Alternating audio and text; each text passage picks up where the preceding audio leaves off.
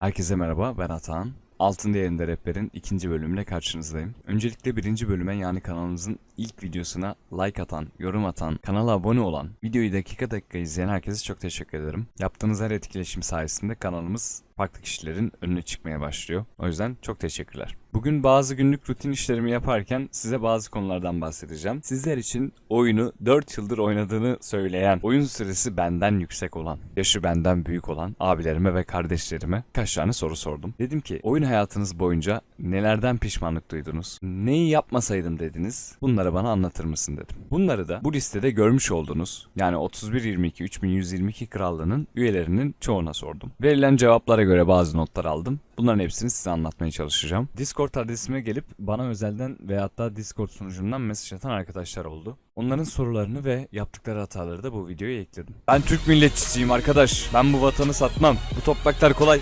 kazanılmadı diyerek bazı arkadaşlarımız medeniyet olarak Osmanlı'yı seçmişler. Öncelikle şunu hatırlatayım arkadaşlar, bu bir oyun. Bu oyun için Osmanlı medeniyeti okçu sağlığı, kıta intikal hızı ve beceri hasarını %5 arttırmayla çok ideal bir medeniyet değil arkadaşlar. Oyunun başlangıcında ideal medeniyet arıyorsanız Çin'den başlayabilirsiniz. Çünkü bütün kıtalarınıza, okçunuza, süvarinize, piyadenize, kuşatmanıza %3 savunma bonus verecek. Savunma bonusunu bir kenara bırakın. Eylem puanı dolumu verecek %5. %5 inşa hızı verecek. Eylem puanı dolu mu demek daha fazla barbar öldürmenizi sağlar. İnşa hızını %5 arttırmak demek daha hızlı binalarınızı yükseltmenizi sağlar. Yani alacağınız %5'lik okçu buff'ıyla, koşma hızıyla oyununuzu hızlandıramazsınız arkadaşlar. İlerleyen zamanlarda da Fransa'ya geçebilirsiniz. Fransa'da sağlık seviyesini arttırma var ki sağlık oyunda en önemli bonuslardan birisi. Saldırı, savunma, sağlık vardır. Sağlık en önemlilerinden arkadaşlar. Özellikle piyade oynuyorsanız. Odun toplama hızını geçelim. Hastane iyileştirme hızını %20 arttırır. Bu çok önemli bir özellik. Çünkü ilerleyen zamanlarda büyük savaşlar olduğu zaman hastanenizde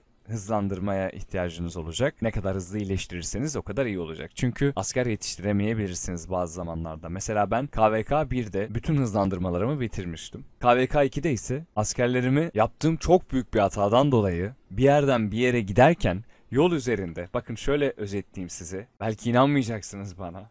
Mesela burası benim kalem olsun.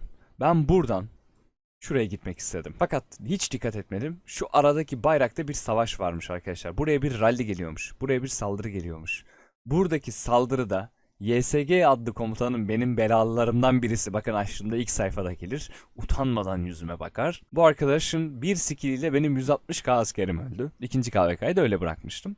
O yüzden Fransa çok işinize yarar. Ben hala Fransa'yı kullanıyorum. Fakat başlangıçta Çin, savaşlarda hastanenizi yetiştiremiyorsanız Fransa'ya dönebilirsiniz. Zaten neredeyse her KVK'nın başında size medeniyet değiştirme kitabı verecek. Yani şu öğeden verecek arkadaşlar. Farm komutanlarını 37 level yapmak zorundasınız diye bir duyum varmış. Arkadaşlar da bunu bana sordular. Arkadaşlar evet 37 level yapmanız gerekir. 37 level yaptıktan sonra şunu açarsınız yetenek ağacında. Zaten yetenek ağacı budur toplayıcı komutanlarınızın. %25 toplama hızı, ekstra kaynak vesaire vesaire gibi bir sürü bonus alırsınız. Bunlarla daha hızlı toplamalar yaparsınız. Mesela ben Sarka benim göz bebeğim, ilk göz ağrımdır kendisi. O yüzden Sarka'ya mesela ben giydirdim. Hani bayağı kıyafetlerini verdim. Diyeceksiniz bunları niye bastın kardeşim, sen deli misin, bir tane toplam komutan efsane bir şey mi basırır diyeceksiniz.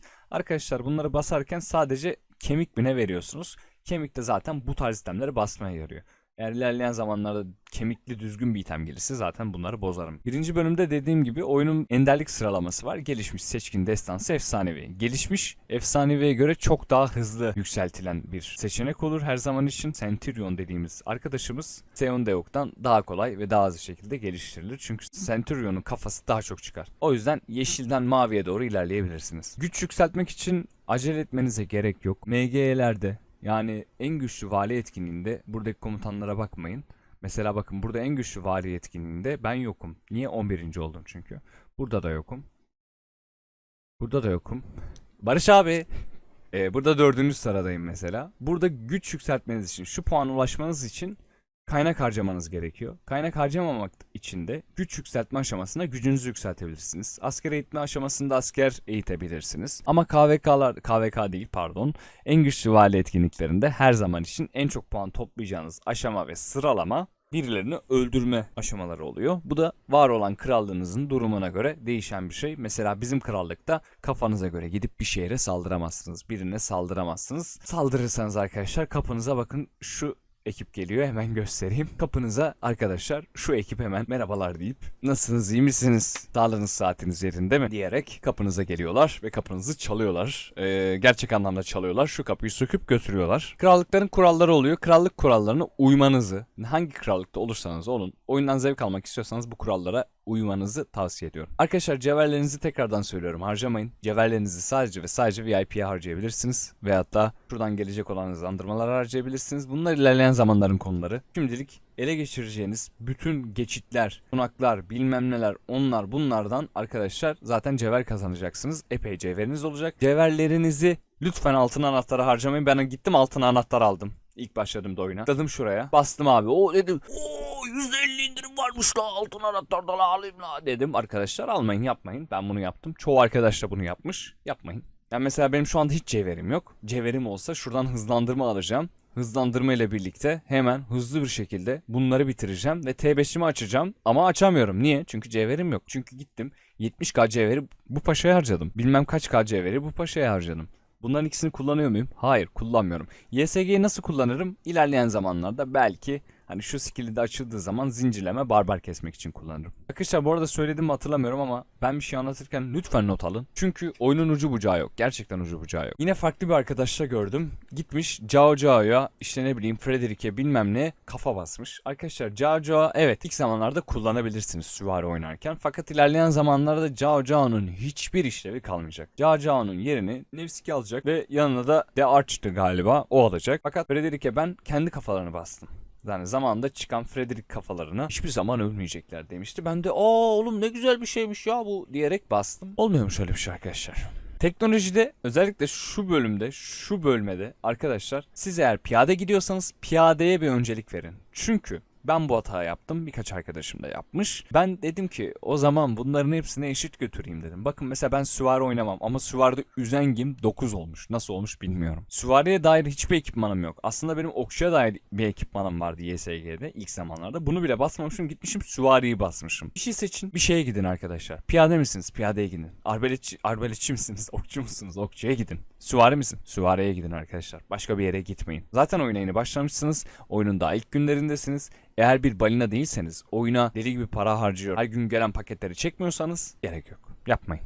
Bir şeye gidin, bir şeyde kararlı olun. Yani kısacası piyadeyseniz Woods çeliği, kalkan, sığıya bölüğü, bilmem ne böyle ilerleyebilirsiniz. VIP kısmında VIP 6 olmadan ikinci inşaatçı için cevher harcadığını iddia eden, başka şeyler harcadığını iddia eden arkadaşlarımız oldu. Arkadaşlar mümkünse VIP 6'yı açın. İkinci inşaat kuyruğunu açarsınız. Böylelikle daha da hızlı gelişmeye başlarsınız. Arkadaşlar KVK haritaları var oyunda. Gördüğünüz gibi normal bir haritada, hatta ben bunu toplayayım. Normal haritalarda maksimum 2 seviye cevher yatakları çıkacaktır. Fakat KVK haritalarında 4 olacaktır. Yani rezerv olarak 40 tane olacak. Eğer birinci KVK'ya başladıysanız veyahut da şu anda herhangi bir KVK'daysanız yapmanız gereken en önemli işlerden birisi, eğer savaşmıyorsanız veyahut da farklı işler yapmıyorsanız, elinizdeki kaynak şimdilik yeterliyse cevher toplayın. Özellikle free to play bir oyuncuysanız cevher toplamak epey önemli. KVK için zaten ayrı bir video çekeceğim fakat şundan bahsedeyim.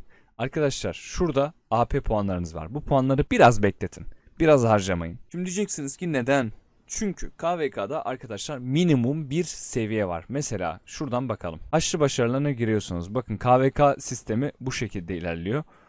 Burada bir sürü ödül var. Burada bir sürü şey var. Hani sizden şunu istiyor, şunu veriyor. Sizden bunu istiyor, bunu veriyor. Birliğinizden bunu istiyor, bunu veriyor. Krallığınızdan bunları istiyor, bunları veriyor gibi bir sürü şey var arkadaşlar. Fakat dikkat etmeniz gereken şöyle bir husus var burada. Size diyor ki 180k bireysel onur puanı biriktir. Bu ödülü al diyor. 180k bireysel onur puanı biriktirdiğinizde zaten bir sürü bireysel kısmından ödül alıyorsunuz. Fakat birlik ve krallıkta da bazı şeyler 180k bireysel onur puanı gerektiriyor. Yani minimum kasmanız gereken onur puanları oluyor. Onur puanlarını da barbarlardan ve barbar kalelerinden topluyorsunuz. Tabii KVK'larda da değişkenlik gösterebilir. Bu arada oyun sürekli olarak kendini değiştiriyor ve güncelliyor. Mesela bizim bu son girdiğimiz KVK'da planlamadığımız bazı olaylar oldu. Bunun detayına girmeyeceğim. Şöyle ufak bir özetleyeyim. KVK'mız bir hafta erken başladı. Öyle diyeyim. Yani bayağı bir planlama değişikliği yapmak zorundaydık. KVK'ya zaten ayrı bir video çekeceğim. Çünkü farklı bir olay KVK. O yüzden şimdi hiç kafanızı bulandırmayayım. Sürekli ekipman üretmek. Arkadaşlar sürekli olarak ekipman üretip bozmayın. Altın zor toplanan bir maden. Yavaş toplanan bir maden. Sürekli bir ekipman üretip bozmayın. Sürekli bir ekipman üretip bozmayın. Ben bunu yaptım. Bunu da yaptım. Yapmadığım hiçbir şey kalmadı bu oyunda. Yapmayın arkadaşlar. Altınıza yazık olur. Altınlarınızı biriktirin. Yastık altına koyun altınlarınızı. Evet, bugünlük ikinci rehberimiz sonuna geldik. Eğer rehberimiz, videom hoşunuza gittiyse videoya like atmayı, kanala abone olmayı ve bildirimleri açmayı unutmayın. Bir sonraki videoda belki bir hesap inceleriz. Belki KVK birden bahsederim sizlere. Belli değil. Bakacağız, göreceğiz. Hayırlısı diyoruz. Bir sonraki videoya kadar kendinize çok iyi bakın. Görüşmek dileğiyle. Discord adresime de gelmeyi unutmayın. Görüşmek dileğiyle. Esen kalın, hoşça kalın. Bay bay.